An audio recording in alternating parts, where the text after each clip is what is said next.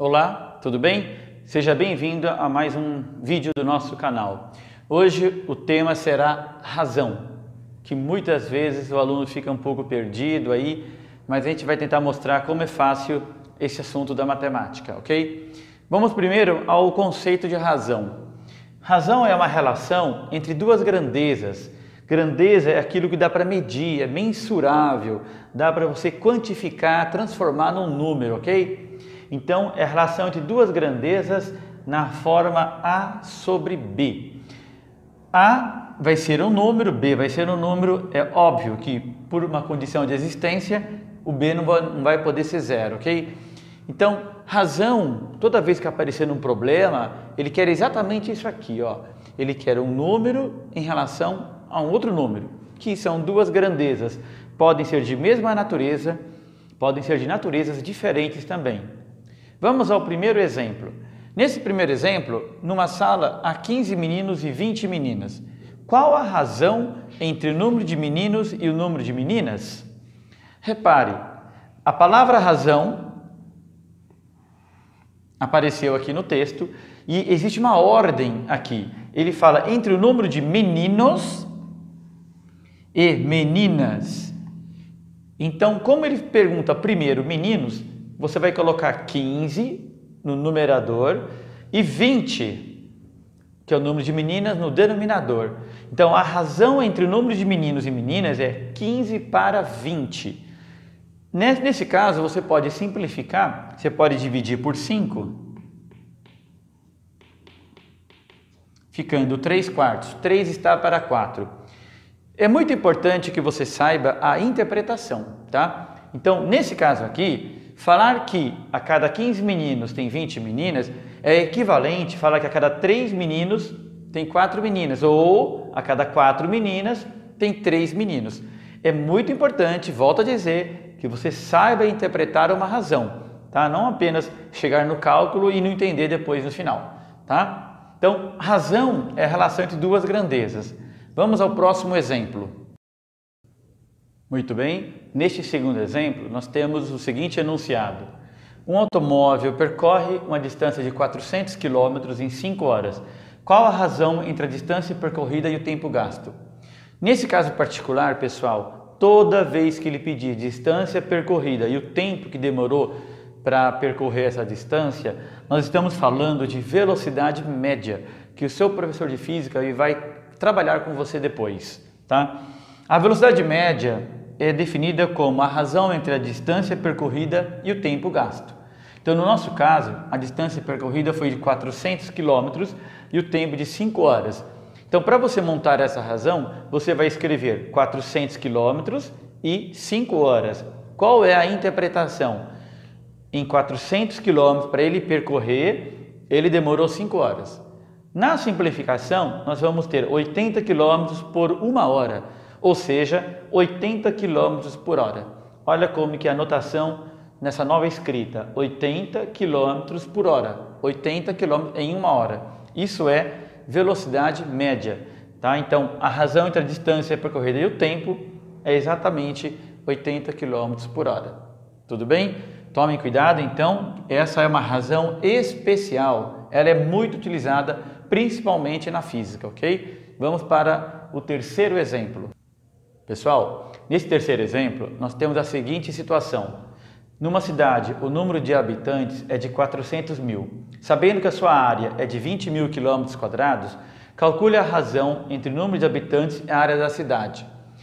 Mais uma vez, nesse exemplo, nós temos uma razão especial, chamada densidade demográfica, que é a razão entre o número de habitantes e a área ocupada. Então, em vez dele lançar essa pergunta, ele muito bem poderia perguntar, calcula a densidade demográfica, tá? Então, fique atento a isso. Então, vamos calcular essa densidade demográfica. A razão, ela é calculada por número de habitantes, que são 400 mil pessoas. Você coloca aqui 400 mil, sobre a área ocupada, que é de 20 mil quilômetros quadrados. Nós podemos simplificar essa razão, né? Cortei 4 zeros com 4 zeros, Portanto, nós vamos ter 20 habitantes por 1 quilômetro quadrado. Essa é a interpretação. 20 habitantes a cada 1 quilômetro quadrado. Aí na escrita final, nós podemos deixar assim: 20 habitantes por quilômetro quadrado. Tudo bem? Repare que nesse terceiro exemplo e no segundo exemplo, as grandezas elas são de naturezas diferentes, né? Aqui é habitantes, aqui é área, quilômetro quadrado. Então, o nosso único trabalho foi a simplificação. As unidades, elas permanecem, você não pode tirar. E volto a dizer, saiba interpretar esse resultado. O que quer dizer 400 mil por 20 mil? É equivalente a falar que a cada 1 quilômetro quadrado nós temos 20 habitantes.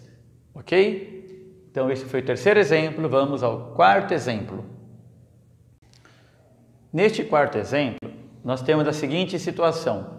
Um objeto maciço tem 300 gramas e volume de 10 centímetros cúbicos. Calcule a razão entre a massa e o volume desse objeto. Essa razão também é chamada uma razão especial por ser muito utilizada, principalmente em ciências físicas. Nesse caso aqui, nós vamos ter a massa e o volume como razão para a gente calcular, ok? Então, nós vamos pegar densidade é igual a massa de 300 gramas sobre o volume de 10 centímetros cúbicos. Vamos simplificar também e nós vamos encontrar 30 gramas a cada 1 centímetro cúbico. Essa é a interpretação. Falar que o objeto tem 300 gramas e volume de 10 centímetros cúbicos é equivalente a falar que a cada 30 gramas ele ocupa 1 centímetro cúbico. Esse assunto de densidade vai ser visto novamente depois quando você estudar a parte de flutuação, a parte de empuxo, lá na física. É muito importante então que você aprenda já, agora, calcular a densidade de um corpo, ok? Vamos ao nosso quinto exemplo. Muito bem, agora nós vamos ao quinto exemplo e também é muito importante que você preste atenção porque nós vamos falar um pouco sobre escala. Veja aqui o enunciado. A maquete de um prédio de 10 andares tem 30 centímetros de altura. Sabendo-se que o prédio tem 30 metros de altura, qual a escala utilizada na maquete? Esse assunto aqui de escala, sempre que você vai montar a razão, você vai pegar a medida não real sobre a medida real. A medida não real é da maquete, é da miniatura, tá? É de um mapa, a distância entre duas cidades. E a medida real, né? A distância realmente verdadeira entre elas. Então, para você calcular a razão, que é uma escala, você vai fazer assim. Medida não real. Qual é a medida da maquete? 30 centímetros. Qual é a medida real? 30 metros. Simplificando, você vai ter 1 centímetro para 1 metro. Vamos interpretar isso? Na sua maquete, a cada 1 centímetro que você medir, na realidade vai medir 1 metro. Só que muitas vezes a escala, a gente não trabalha desta maneira. A gente trabalha de uma forma adimensional, ou seja, nós excluímos a unidade porque é apenas uma comparação entre um tamanho e outro. Para isso, você deve deixar na mesma unidade. No caso, 1 metro vale 100 centímetros. Ficou na mesma unidade. Agora você simplifica. Você cancela as unidades. Então ficou 1 para 100. No caso particular de escala, nós costumamos deixar o resultado assim, ó, na forma horizontal, a razão simbolizado por 2 pontos de divisão. Então, 1 para 100, essa é a escala. Vamos interpretar isso aqui? Significa que a sua maquete, se ela for ampliada 100 vezes, ela fica o tamanho real do prédio. Tá? Então, escala 1 para 100. Não tem unidade, porque nós deixamos na mesma e depois nós cancelamos. Tudo bem? Então, essa aqui é a parte de escala. Vamos ao nosso próximo exemplo. Neste sexto exemplo, nós temos o seguinte enunciado. Num concurso com 50 questões, Paulo acertou 35. Qual a razão entre o número de questões que ele acertou e o total? Essa mesma pergunta poderia ter sido feita da seguinte maneira. Qual a porcentagem de acertos? No caso de razão percentual, nós temos que transformar a razão, o denominador igual a 100, porque a gente troca por esse símbolo de porcentagem, tá? Então, se ele acertou 35 no total de 50, isso é equivalente a falar que é 70 no total de 100, porque você multiplica por 2 em cima e embaixo, assim você consegue transformar o denominador no número 100. Uma vez transformado no 100, ele se transforma no símbolo de porcentagem. Então, nesse exemplo aqui, Paulo acertou 70%, ok? A grande dúvida é, e quando o denominador não for possível chegar no 100? Para isso, eu vou dar umas dicas no próximo exemplo, ok? Neste exemplo, eu vou mostrar para vocês como transformar uma razão numa razão percentual.